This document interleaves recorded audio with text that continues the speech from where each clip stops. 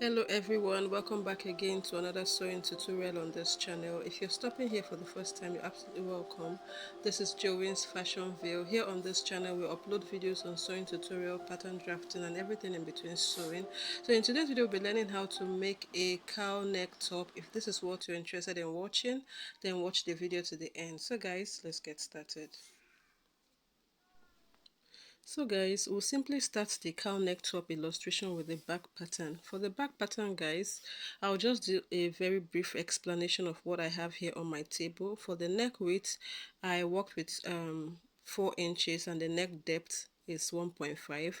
And then for the chest line, I worked with 9 inches, excluding the shoulder slant, which is my round armhole circumference divided by 2 minus 1. Okay, and on the waistline, I snatched in the zipper by 1 inch, and from that point, I placed my waistline and then the quarter of my waist circumference, the hip line, the quarter of my hip circumference, plus the seam allowance.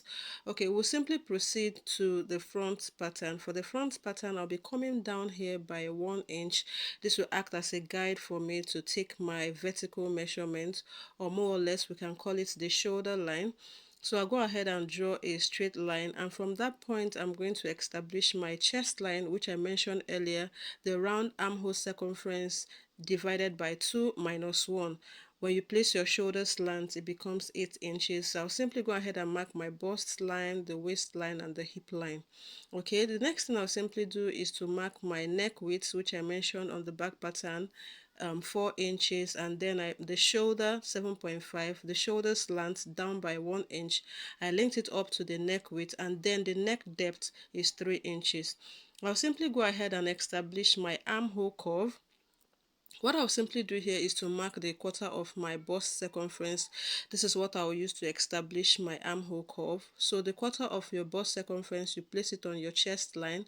Then you mark the midpoint of your chest line, and then you go in by 0.5 inch, and then you draft a curve as you can see me doing.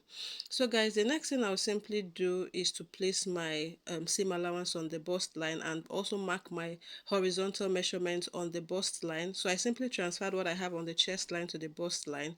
The waist, the quarter of your waist plus your seam allowance and ease allowance if possible, and then the hip line, quarter of your hip plus your seam allowance. For me there was no ease for me because simply I wanted a fitted dress. You can see that I have a zipper. If you don't have a zipper, you can mark an ease allowance before placing your seam allowance. Okay, you can do an ease allowance of 1.5 inches or 1.5 inch or even 2 inches depending on how you want your how free you want your top. So what I'll simply do is to create a slash line to enable me create the cowl neck. So from my bust line, I extended that line to the chest line, and then from the midpoint, from the front width, you can see what I did here. I drew a line on my front width. I'm going to create a line and then cut through, but I won't cut it out completely. So I transferred this pattern to my fabric. You can see I opened it up in such a way that the cowl neck will not be too revealing. Whatever I'm going to do now is not a standard, because you can simply go ahead and explore as in based on what you want. So I just placed my own in such a way that the line is perpendicular to the center front so that I can cut my facing together. If you don't want to do a cut together facing and you want a more revealing cowl neck, you can extend your slash line above this point and then cut a different facing for it. So I simply marked the measurement where I want my facing to stop, and below the armhole, which is 13 inches. I went ahead to mark 13 inches upwards, and then I created I folded placed the fabric on fold. I want my facing to conceal my armhole. Okay, so 13 inches above that line, perpendicular line I drew, is what I extended because it will conceal the armhole for me. Okay, if you're going to attach a sleeve, you might not create your facing to be this long. You can work with 2 inches or 3 inches if you're going to attach a sleeve, but if you want your facing to conceal the armhole, ensure that it covers the armhole. So I'll go ahead and cut out the pattern on my fabric. Okay guys, so after cutting this out, this is what I have. I'll simply go ahead and notch the shoulder point. It's going to act as a guide for me, or a reminder letting me know where my shoulder actually starts or begins. Okay, so this is, we have the front pattern and the facing together, and then by the time I place it properly, this is what I'm expected to have at the end of the top sewing process. Okay, this is what I'm expected to see by the time I do all the necessary things I'm expected to do. So I'm going to place it the right sides facing each other. This is the facing. I place it right sides facing each other. I'll use a double fold for the hem, and then I'll conceal the armhole by 1/2 inch. Okay, it's very easy, guys. So this is it for the top. Okay, and then for the back, this is the back pattern. You can see how the zipper, I mentioned earlier that I snatched the zipper in by 1 inch. So I'm going to transfer this to my fabric, secure it with my pin, and then I'm going to cut this pattern on the fabric. After cutting the main fabric, I'll go ahead and cut the lining. So guys, this is the lining. I'll just cut it out properly, and then we'll move over to the next stage.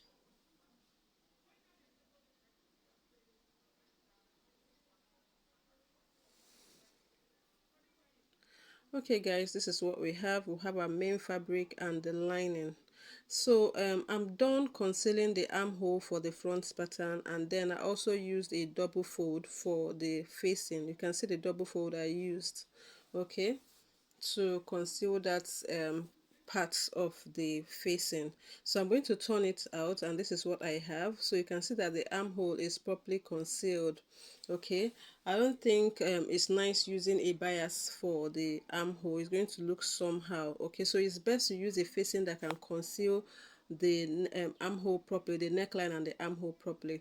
So if this is the back pattern, and we all know that I cut a lining for the back pattern. Okay, and then I concealed the neckline and the zipper area, and I left the armhole area opened because I'm going to use it to create an inseam for the shoulder.